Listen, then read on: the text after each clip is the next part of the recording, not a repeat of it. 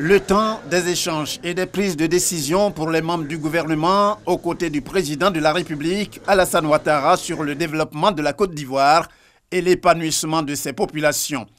Le Conseil des ministres ce mercredi, comme habituellement, ne s'est pas écarté de ce credo. Ainsi, pour ce qui est du code électoral, le montant du cautionnement pour l'élection présidentielle, selon le Conseil, est fixé à 50 millions de francs CFA. Conformément aux instructions du président de la République, le Premier ministre a organisé du 9 janvier au 17 février 2020 la deuxième phase du dialogue politique. Les travaux de cette seconde phase de concertation politique ont réuni tous les acteurs, aussi bien ceux des partis et groupements politiques que ceux des organisations de la société civile autour du code électoral.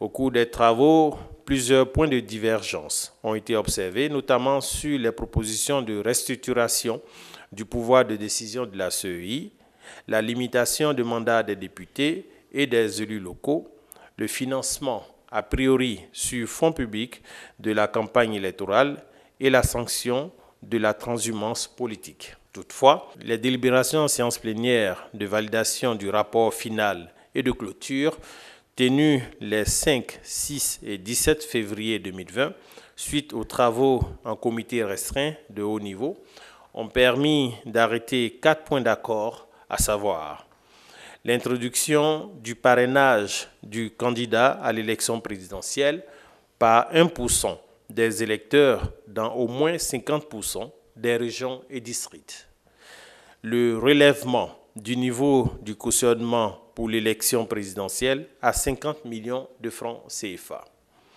La réduction à 5% du taux de suffrage requis pour le remboursement du cautionnement. La prise de mesures pour freiner la transhumance des électeurs. Le Conseil a en outre parlé de la 11e édition du Massa qui va se dérouler du 7 au 14 mars 2020. Toujours selon le Conseil, le Canada, reconnu pour sa diversité culturelle, en sera l'invité principal.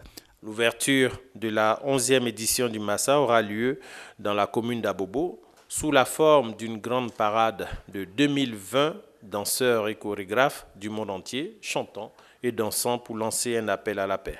La 11e édition du Massa sera également marquée par l'ouverture du musée Adama Tounkara des cultures contemporaines d'Abobo, qui, à cette occasion, accueillera le 11 mars 2020 l'exposition itinérante « Prête-moi ton rêve ».